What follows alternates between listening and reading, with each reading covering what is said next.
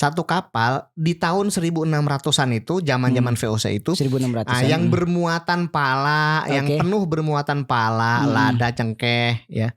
Itu rata-rata nilainya bisa senilai 400 triliun. Jan Pieter Zoon-kun pernah bilang seperti ini ya. Tidak akan ada perdagangan tanpa peperangan. Dan tidak akan ada peperangan tanpa perdagangan, kata Jan Pieter Zoon-kun. Ini keserakahan ini. Dia mau memonopoli dan menguasai semuanya. Dia memaksa orang Banda tidak boleh berdagang sama orang Belanda, sama orang Inggris. Selain Belanda pokoknya. Selain Belanda nggak boleh. Ya tahun 1621 bahkan Jan Pieter Zoon-kun memutuskan untuk memerangi semua orang Banda.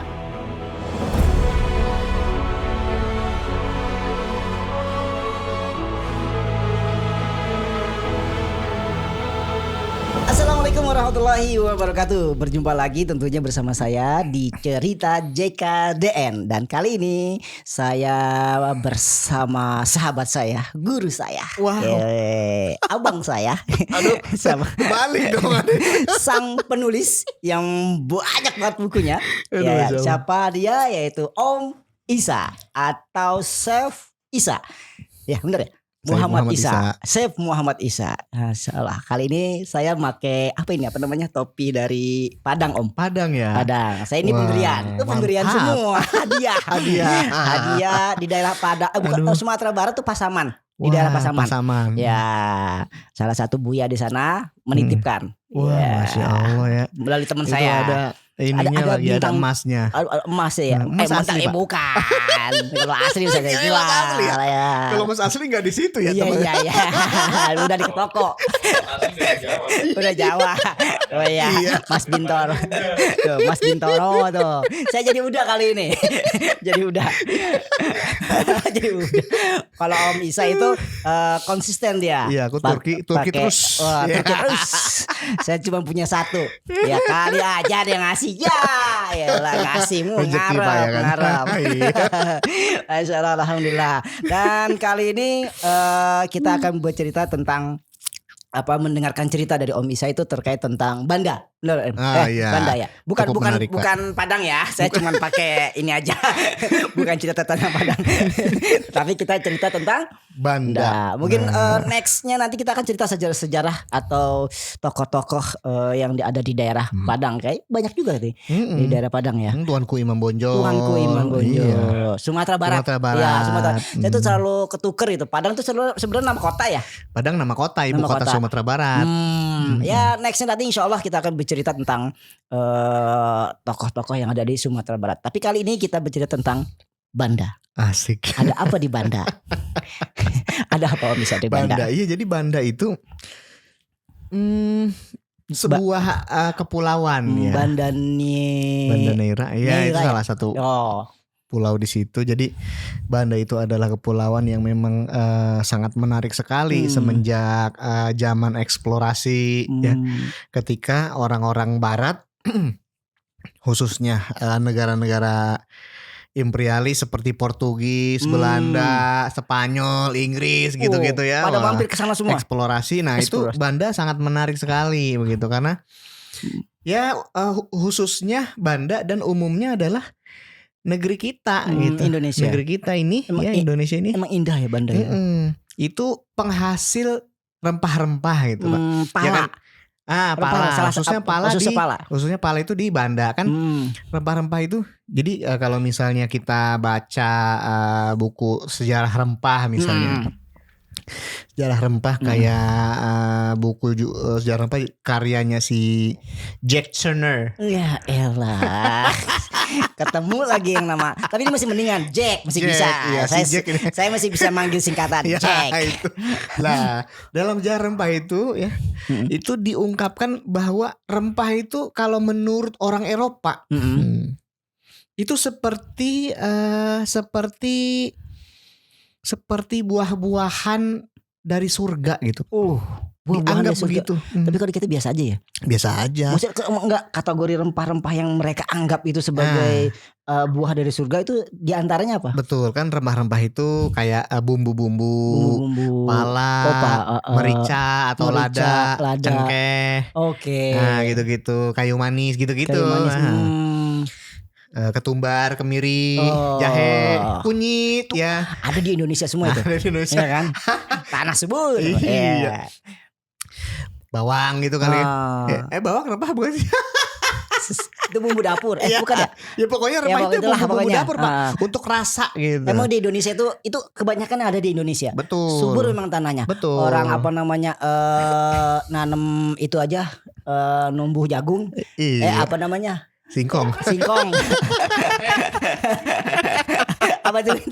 Singkong jagung. Ya, nanam singkong tunggu jagung, ya kan? Bisa begitu aja. Indonesia luar biasa memang. Disulap gitu kan. Jagung. Mantap memang. Dan memang rempah itu, Pak, menurut sejarah-sejarah, misalnya seperti dalam buku sejarah rempah itu di Eropa itu nggak ada gitu. Oh, di Eropa nggak ada. Nggak ada dari dulu ya. Rempah itu memang tidak ada di Eropa, yang dalam bahasa Inggris biasa spices. Oh, dia itu kan spices. Oh, spice. Itu kan buat kehangatan mungkin ya. Oh, spice. Nah, itulah pokoknya. Iya. Mereka itu butuh kehangatan kan. Betul. Mereka butuh kehangatan. Mungkin rempah itu buat menghangatkan. Betul. Badannya. Selain buat menghangatkan, untuk kelezatan rasa. Oh. Nah, kelezatan rasa makanan. Ya kalau misalnya nggak ada rempahnya, itu makanan-makanan di Eropa kan hambar, pakai garam doang gitu kan. Oh, tapi garam ada kan? Kagak kerasa gitu ya. Ya, garam ya bisa diproduksi kali ya, di Madura. Bukan di Eropa. Balik lagi ke Banda. Oke. Gitu. Ada apa di Banda? Jadi memang di pasar Eropa itu rempah-rempah adalah sebuah komoditas yang sangat mahal di zaman itu. Betul, sangat dibutuhkan sekali. Kalau misalnya sekarang kan kayak misalnya di Belanda gitu kan, apa di negara-negara Eropa mana, kan orang gampang aja menemukan lada, pala, cengkeh, gampang namanya. Sekarang zaman udah modern gitu. Iya. Nah kalau dulu ya di abad-abad ke-17, abad ke-15 misalnya, ya orang Eropa paling makan ikan bakar udah langsung makan. Dan umumnya yang sanggup untuk membeli rempah untuk menghangatkan badan dan melezatkan makanan itu hanya orang-orang kaya. Oh, mahal. Para bangsawan, raja. Ya, salah satunya dijelaskan ya itu di buku sejarah rempah itu Raja Skotlandia baru bisa beli. Saking mahal itu. Karena mahal memang. Nah, karena mahal. Nah, sehingga kemudian para pelaut Eropa, para pedagang ya minta sponsor dari raja, kayak misalnya Christopher Columbus. Ya, si Columbus lah pokoknya. Saya nyari yang gampangnya aja. Iya. Yang susah nggak saya sebutin. Columbus. Nah itu Christopher Columbus kan disponsori nama Ratu Isabella dan Raja Ferdinand. Nah untuk tadinya nyari rempah-rempah itu ke wilayah Hindia. Malah ketemunya benua Amerika. Sponsorin Ratu Isabella gitu sama Raja Ferdinand gitu kan. Nah pelaut-pelaut yang berhasil tiba di penghasil rempah itu, beberapa di antaranya adalah orang-orang Portugis, orang Spanyol gitu, orang Belanda gitu, Pak. Itu nebahnya di Indonesia. Nah, itu sampai dia ke sini. Sampai. Nah, seperti misalnya yang itu tadi Banda, ya di Kepulauan Banda, yang Kepulauan Banda itu kan masih bagian dari Kepulauan Maluku tuh. Di Banda itu ya, misalnya kita bisa baca bukunya Genosida Banda, kayak karya Marjolin van Page misalnya gitu. Itu yang nulis orang luar, orang Belanda yang nulis bahkan. Nah, jadi di situ dituturkan bahwa pala itu memang cuman tumbuh di situ di Banda. Di Banda itu. Di Banda doang gitu. Di negeri-negeri lain kagak ada. Jadi emang sangat berharga gitu dan sangat mahal sekali. Kalau misalnya kita coba telusuri, ternyata harganya itu dari harga beli di Banda itu bisa dijual di pasar Eropa itu 300 kali lipat. Tapi ada aja yang beli. Dibeli raja bangsawan. Nah gitu. Enggak itu gimana ceritanya bisa nyangkut di Banda itu orang? Apa namanya itu siapa? Orang-orang luar lah. Iya, kayak misalnya Belanda gitu kan. Belanda kan ada VOC. VOC. Oke, terkenal banget tuh VOC. Nama perusahaan kah? Ya. Nama perusahaan yang namanya Verenigde Oost-Indische Compagnie. Iya udah, VOC aja udah. Biar gampang gitu nyebutnya tuh. Enak gitu. Orang pribumi biasanya nyebutnya company. Oh, kayak orang tahu di mana Pitung berada. Iya, Hot Perdoma. Iya. Hot Verdori. Company. Skut Haine ya kan. Iya. Itu musuhnya Pitung. Pitung. Kalau company ngomongnya kayak begitu kan. Iya, nah itu company ini VOC ini ya misalnya mereka berhasil membangun sebuah pangkalan yang dulunya itu namanya Batavia. Jakarta dong. Jakarta. Itu si Jan Pieter Joenkun yang bikin. Dia nyangkutnya pertama kali di Batavia ini. Nah itu beberapa tahun setelah itu dia bikin Batavia. Oke. Jadi memang Batavia itu setelah berproses beberapa tahun dia bikin Batavia. Dari Batavia dia terus ke Banda. Sebab dia tahu bahwa penghasil pala itu di situ di Banda itu. Jadi dia orang Belanda itu nyangkutnya itu emang di Batavia dulu. Batavia. Ya, maksudnya di daerah-daerah Jakarta dia buatlah Batavia. Setelah itu baru dia bergeser ke Banda. Gitu. Oh gitu. Oke lanjut aja. Masya Allah ya. Nah jauh juga itu kan Batavia ke Banda. Jauh ya dari jauh lah Pak. Iya. Lihat di peta aja jauh kan. Dulu kan gak ada pesawat. Iya. Ya kan? Naik kuda juga jauh. Apalagi laut ya. Kan? Naik kapal gitu. Nah. Itu serem itu lautnya itu kan. Gitu. Okay. Ya tapi diarungi juga lah oleh VOC yang gubernurnya itu yaitu Jan Pieter Joenkun. Oh si Joenkun. Jan Pieter Joenkun. Saya nyari yang gampangnya. JP Kun. Biasanya disebutnya JP Kun. Itu komandannya. Komandannya itu Gubernur Jenderal. Oke. Dia udah menetap di Batavia tuh. Udah menetap di Batavia. Kadang-kadang mudik gitu ke Belanda, lapor. Lebaran. Iya. Gitu. Nah, di situ tuh ya bahkan ya salah seorang profesor emeritus namanya Dirk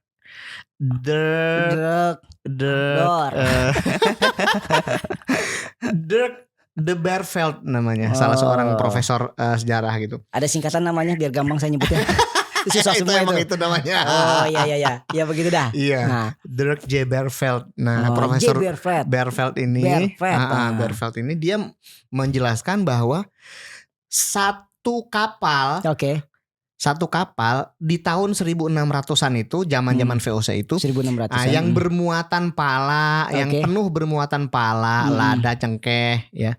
Itu rata-rata nilainya bisa senilai 400 triliun. Isinya tuh dalam satu kapal. Satu kapal. Satu kapal kan? Itu komoditas semua itu nilainya bisa 400 triliun satu kapal yang pergi ke Belanda dari nah kan satu kapal di sini. Angkut pala, lada, angkut dari Banda itu kan? Dari Banda, baik dari Banda maupun dari wilayah-wilayah mana yang itu dengan komoditas rempah-rempah yang lain. Terus dia pulang ke Belanda, nilainya 400-an triliun. 400 triliun. Lah kapal VOC kan enggak satu. Iya banyak. Lah pulang balik 400 triliun bagaimana enggak tajir melintir VOC makanya. Nah, karena itulah yang namanya Jan Pieter Joenkun yaitu gubernur VOC, gubernur jenderal VOC. Dia itu akan melakukan segala cara gitu. Untuk apa? Untuk menguasai semua itu. Jadi sebenarnya sebelum datang orang-orang Belanda, orang-orang yang ada di Kepulauan Banda itu, penghasil pala itu, mereka udah berdagang sama orang Inggris, sama orang Portugis.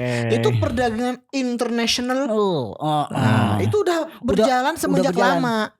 Belum ada datang Belanda, belum ada. Jan Pieter Joenkun pernah bilang seperti ini ya. Tidak akan ada perdagangan tanpa peperangan.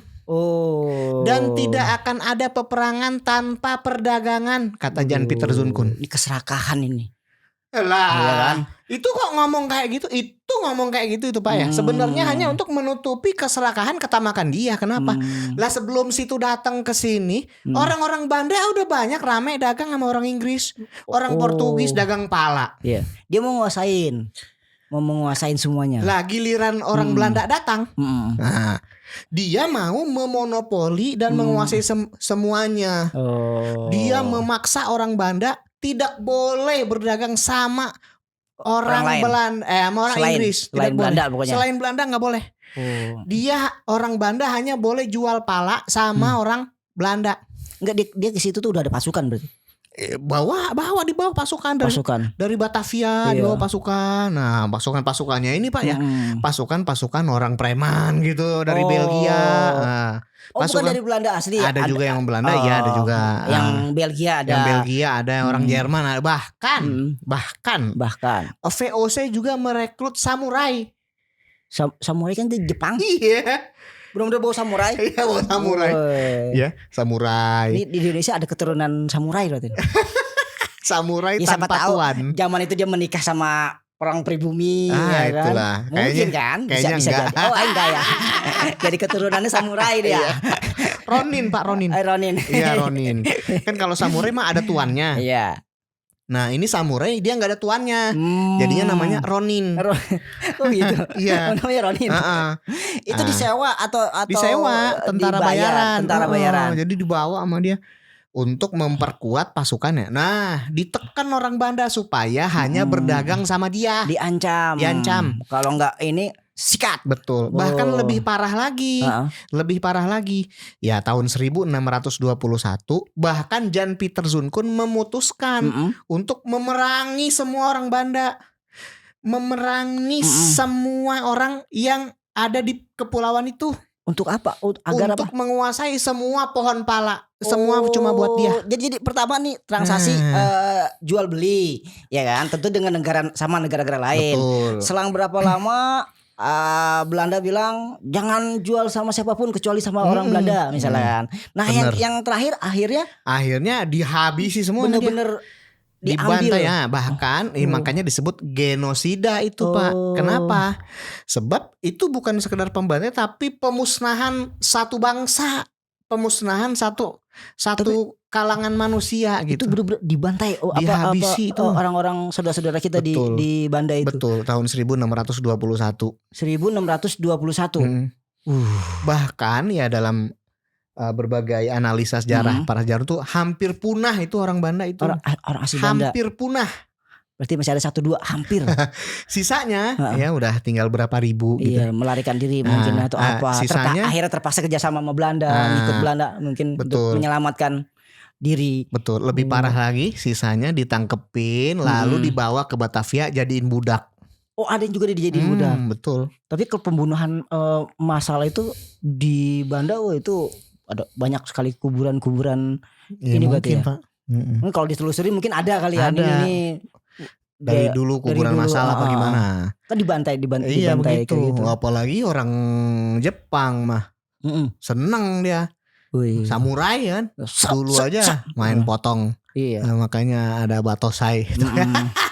Main potong aja itu. Tapi di tahun itu ada tokoh-tokoh yang melawan, khususnya yang di Banda ya. Nah, justru karena memang si VOC ini melihat ya orang-orang di Banda ini yang memang umumnya mereka Muslim, Pak. Mereka berjihad fisabilillah untuk melawan orang-orang. Tapi ada perlawanan. Ada perlawanan. Oke, ada perlawanan. Itu terjadi perlawanan gitu.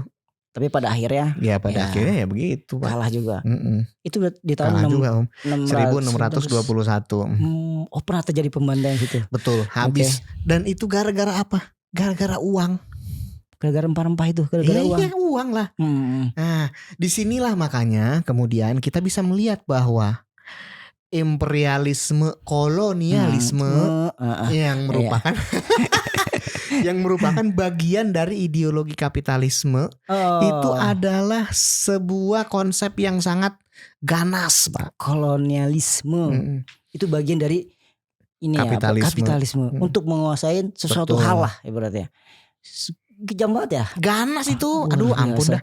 Ya kita bisa melihat nyawa manusia tidak ada harganya hanya karena uang. Kayak hewan peliharaan aja dia potong bantai. Biarin 400 triliun ya kan. Udah itu. Itu selesai sampai kapan itu? Kira-kira di tahun berapa itu? Selesai pengerukan harta kekayaan yang ada di Banda itu. Iya sampai VOC bangkrut. Oh sempat bangkrut juga akhirnya. Mereka dari semenjak abad ke-17, abad ke-18. Nah, bangkrutnya itu di awal-awal abad ke-19 tahun 1799 itu. Oke. Bangkrut itu VOC. Nah, ya sebelum itu hisap terus sudah. Jadi itu Belanda itu menjajah Indonesia ya bukan di Batavia aja, bukan daerah Jawa aja, sampai ke Banda pun di Maluku dijajah. Betul. Bahkan melakukan aktivitas genosida.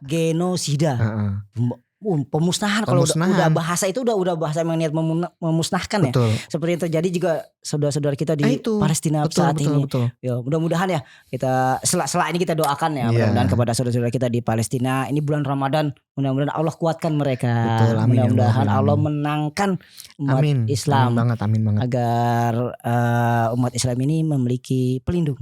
Nah, ini penting. Itu penting sekali itu. Iya kan, pelindung. Kalau nggak ada pelindung, ya seperti saat inilah yang kita saksikan. Itu bahkan ya kita balik lagi ke sejenak ke Maluku, sejenak di Banda ini gitu kan. Memang kayak satu saat kalau ada rezeki kita bolehlah kita melihat ke sana ke situasi. Kalau saya lihat di YouTube Banda itu kan indah gitu kan. Iya, betul, kan? Pulau-pulaunya indah. Ternyata di dalam itu tersimpan juga emas pada saat itu, yaitu pala ya. Bagi mereka itu emas lah. Betul, gitu kan. Betul. Hal-hal yang berharga gitu kan. Iya. Sampai tega ya. Betul. Sampai tega melakukan genosida, yaitu pemusnahan satu etnis gitu. Demi pala, demi rempah. Ya demi uang sebenarnya. Gitu. Nah, disitulah ganasnya kolonialisme, imperialisme. Tapi itu kan kalau ya mereka juga penuh dengan orang Belanda itu datang ke Indonesia khususnya ke Banda kan melewati pulau ya, laut ya. Laut serem juga kan. Iya. Gitu. Itu ya pastilah ada mungkin ya ada perahu-perahu yang kapal-kapal yang terbang. Iyalah. Ya betul. Yang badai, ombak dan sebagainya gitu kan. Luar biasa gitu kan. Yang ya tapi kejam memang gitu kan. Yang bukan haknya. Iya. Ya mereka ambil dengan cara paksa. Betul bahkan sekali. Dengan ya itu. Betul. Dengan kekerasan, pembunuhan. Betul. Jadi sebenarnya omongannya Jan Pieter Zoon tadi itu Pak, tidak akan tidak akan ada peperangan. Apa sih tadi? Tidak ada perdagangan. Tidak ada perdagangan tanpa peperangan. Dan tidak ada peperangan tanpa perdagangan. Itu sebenarnya hanya omongan untuk melegitimasi kekejamannya dia. Melegitimasi. Iya, biar absah gitu. Mengiyakan kan bahasanya mengiyakan, bener. Mengiyakan aktivitas dia gitu. Padahal ya itu dusta belaka. Kenapa? Lah dulu sebelum situ datang orang-orang dagang baik-baik aja. Inggris dagang baik-baik aja. Gak ada niat untuk ini. Dia murni pedagang gitu loh. Dagang. Datang sini dagang. Iya, orang Banda dagang sama orang Inggris. Orang Banda dagang sama orang Portugis biasa-biasa gitu. Portugis kan pernah menjajah Indonesia juga kan, negeri kita kan. Betul. Enggak sampai ke Banda, enggak sampai seperti itulah gitu. Kalau di Banda dagang mereka. Tapi ketika di Malaka tuh, wah itu baru. Portugis ini banget tuh. Jepang juga kan, tapi enggak sampai melakukan aktivitas genosida khususnya di Banda gitu. Nah, kalau di Banda kan mereka di bawah komandonya VOC. Nah, ya mereka juga salah satu unsur yang melakukan tindakan itu. Bahkan orang Jepang mah kan cukup kejam juga itu, Pak. Tapi di bawah VOC. Gitu. Nah, sehingga omongannya si Jan Pieter Zoon tuh dusta belaka. Jadi itu komandonya di Indonesia tuh Jan Pieter Zoon Kun. Iya. Dia tuh yang menginisiasi, mengkomandokan, mengkomandokan komandannya. Kalau dia bilang tidak ada peperangan tanpa perdagangan, orang bisa kok. Iya. Dagang kagak harus perang. Iya. Perang kagak harus dagang. Biasa-biasa aja orang dagang mah jual beli, nggak harus perang. Tapi kalau situ udah tamak, situ serakah, mau kuasain semua. Biar keuntungannya lebih besar. Nah ini pulau kebun-kebun pala mau semua jadi punya situ. Ya perang udah begitu. Direbut itu mah. Direbut itu namanya. pendudukan, invasi, baru itu akan terjadi peperangan. Perdagangan mah enggak, mana. Jadi sehingga idiomnya Jan Pieter Sundkoen tidak ada peperangan tanpa perdagangan, dusta belaka itu. Orang dagang ya dagang, enggak ada perang-perang. Enggak pakai perang. Enggak pakai perang, tapi kalau orang mau menduduki, mau menginvasi, udah itu berarti akan menyebabkan perang. Iya, dia kan awalnya ikut berdagang, enggak lama kemudian harus dagang, harus dijual sama dia. Monopoli. Itu awalnya monopoli. Lama kemudian kepemilikan. Nah, dimiliki semuanya. Kalau jadi milik saya semua enak kali ya. Tamaknya luar biasa. Itu kayak godaan setan yang sangat apa ya, sangat. Ya Allah.